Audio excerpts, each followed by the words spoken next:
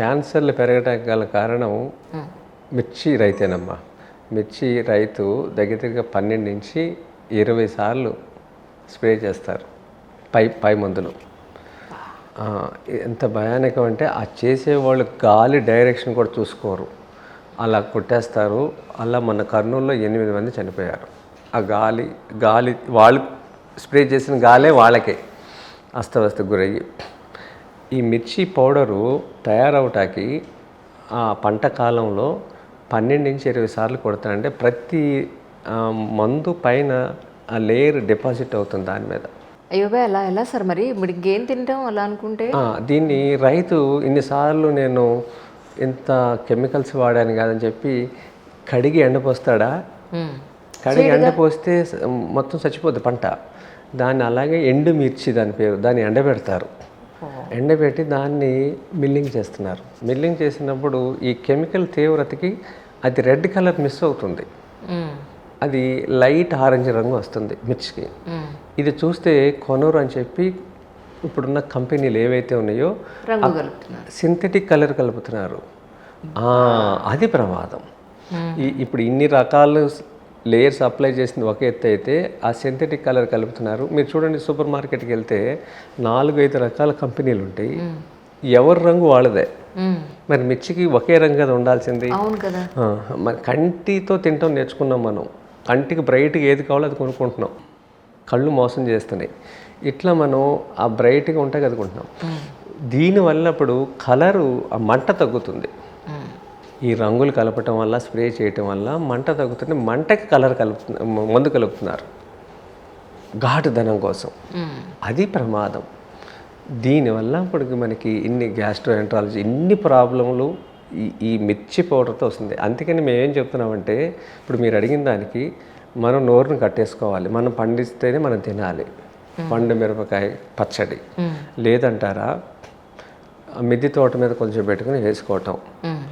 లేకపోతే మా గో ఆధారిత రైతులు 2 రాష్ట్రాలు ఎవరున్నారో వాళ్ళ నెంబర్లు మేము ఇస్తాం. లావణ్య, ఇలా ఇంకా గద్వాల్లో శ్రీను అని ఉన్నాడు, ఇంకా నల్గొండలో వెంకటేష్ ఉన్నాడు. వీళ్ళందరూ చేస్తున్నారు మిర్చి మీద. ఇప్పుడు ఈ కారం వల్ల మనకి ఇన్ని రకాల సమస్యలు వస్తున్నాయి. ఇది ఎవ్వరూ మాట్లాడరు. మనం ఇప్పుడు ఏం చేయాలంటే, ఇంట్లో కారాన్ని ప్లేస్లో విత్తనాలు మేము చిన్న ప్యాకెట్లు మా దగ్గర ఉన్నాయి. ఎవరి ఇళ్లలో చిన్న గ్రోయింగ్ బ్యాగ్స్లో పెట్టుకుని పచ్చిమిరపకాయలు దంచి కూరలో వేసుకోవాలి. రంగు రాదు, ఎరుపు రంగు రాదు కూర. కాదు ఏమైంది, కారం అయితే ఉంటుంది కదా. ఇలా మనం మార్చుకోవాల్సిందే. ఆరోగ్యం కావాలంటే మార్చుకోవాలి. లేకపోతే మిరియాలు వేసుకోవాలి. ఈ రెండిట్లకి ఇంత పెస్ట్ వాడరు. మనం పండించుకుంటున్నాం కాబట్టి పచ్చిమిర్చి ఎవరింట్లో వాళ్ళు పండించుకోవడం అనేది కల్చర్ తీసుకురావాలి. ఇంటి పంట కోసం రోజుకి ఎన్ని కావాలంటే గుప్పుడు మిరపకాయలు సరిపోతాయి, అవి వస్తాయి. దీంట్లో సంవత్సరం మొత్తం కాసే మిర్చికాయలు ఉన్నాయి కూడా ఉన్నాయి పంటలు, ఇంటి మందం వచ్చేవి. అలా పెట్టుకోవడం అనేది చేయాల్సిందే. కానీ మనం ఆధారపడి ఈ పౌడర్లు వాడితే ఇప్పుడు క్యాన్సర్ హాస్పిటల్ చూడండి, పూర్వం నీలాఫర్ ఒకటే ఉండేది మా తాతగారి టైంలో 65-70. ప్రతి కార్పొరేట్ హాస్పిటల్లో ఒక విభాగమే ఉంది క్యాన్సర్ హాస్పిటల్. ఇదన్నిటికీ మనం తిన్న మిర్చి పౌడరే కారణం. ఇది చేయాలి. ఈ కార్యక్రమం ద్వారా ఇంకోటి ఏం చెప్తున్నామంటే, స్థానికంగా మందిరాలు ఉన్నాయి కదమ్మా ఊర్లో. ఆ స్థానిక మందిరాల్లో తిరుమలకి అయితే 350 కేజీలు కావాలి రోజుకి నైవేద్యానికి, ఒకరోజు నైవేద్యానికి బియ్యం. అది స్థానికంగా ఉన్న ఊర్లో మందిరాలకి 2-3 కేజీలే. అంటే నెలకి వచ్చి 100 కేజీలు. దానికి ఏ జిల్లాలో గుళ్ళు ఉన్నాయో ఆ జిల్లాలో రైతుల దగ్గర కొని అదే జిల్లాలో ఆ ప్రాంతంలో ఉన్న మందిరంలో నైవేద్యం అని పిలుపునిస్తున్నాం. స్థానికంగా ఉన్న మందిరాలు స్థానిక రైతుల దగ్గర కొని స్థానిక దాతలే ఈ పని చేయాలి. మీరు పోనీ ఒక పని చేస్తారా, కొంచెం మీ మీద ప్రెజర్ తగ్గాలి అని అంటే, ఏ జిల్లాలో ఏ రైతు ఉన్నారు, ఆ రైతు ఏమేమి పండిస్తున్నారు, అదే రేపు ఇస్తాం ఒక లిస్టు ఇచ్చేస్తే మీ మీద కొంత ప్రెజర్ తగ్గుతుంది. లేకపోతే అందరూ వచ్చి మీద పడుతున్నారు. ఇప్పుడు లాస్ట్ టైం ఫోన్ ఎత్తని పరిస్థితిలో అవుతుంది. లేకపోతే విశాఖపట్నంలో ఏ జిల్లాకి ఆ జిల్లా రైతులు వస్తారు, వాళ్ళు ఎక్కడెక్కడ ఏ పంటలు పండిస్తారు, మీరు డేటా పేపర్ ఇచ్చేస్తాం. రేపు అక్కడికి వస్తే తిందాం అనుకునే వాళ్ళని వీళ్ళు కల్పిస్తాం. మేము ఎన్ని మానేస్తాం, బజార్లో ఉన్నాయని మానేసి ఇలా రైతుల దగ్గర తీసుకుంటామంటే ఆ రైతులను నేరుగా పరిచయం చేస్తాం. ఒక్కసారి నాకు డేట్స్ చెప్పండి. విశాఖపట్నం అన్నారు కదా. 22 మార్చి, 23, 24, 25, 26 5 రోజుల కార్యక్రమం. ఎక్కడండి వెన్యూ ఎక్కడ? ఇది సింహాచలం దేవాలయానికి సంబంధించిన గోశాలలో అండి. అంటే సింహాచలం ఆ ప్లేస్లోనే దేవస్థానానికి సంబంధించిన గోశాల ఉన్నది దగ్గరలోనే.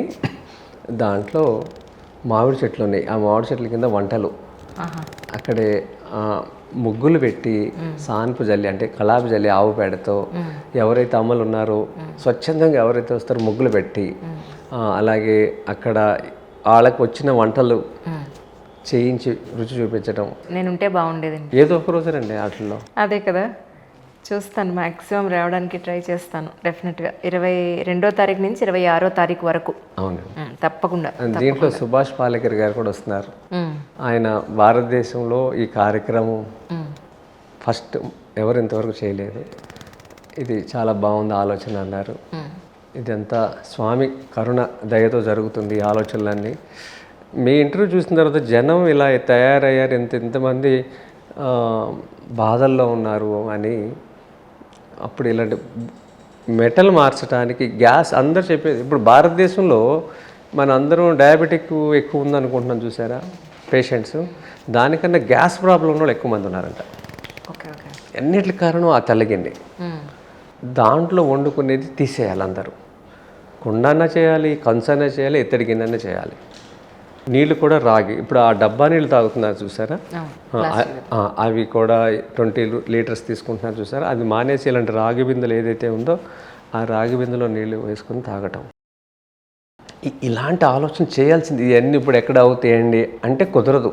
ఇప్పుడు రాగిలో కూడా చాలా క్వాలిటీ బేస్డ్ ఉన్నాయంటారా మీ ఉద్దేశ ప్రకారం, లేకపోతే ఏ రాగినా ఒకటేనా? లేదమ్మా, ఇప్పుడు పురాతనమైనవి ఇంకా చాలా చోట్ల ఉన్నాయి.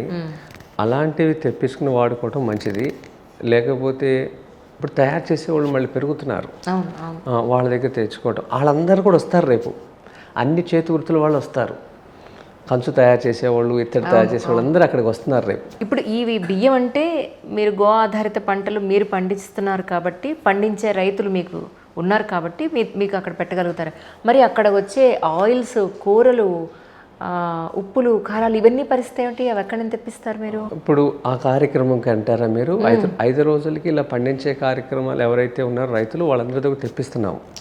తెప్పించాము, వాళ్ళతోనే భోజనాలు పెడతాం. ఇది కాకుండా వాళ్ళ ఇంటికి పట్టుకెళ్తా కూడా నేరుగా రైతులు ఉంటారు కాబట్టి తర్వాత మీకు పంపిస్తారు. కొన్ని స్టాల్స్ కూడా అక్కడ పెట్టుకుంటాకి ఏర్పాటు చేస్తున్నాం, రైతులు నేరుగా పండించినవి.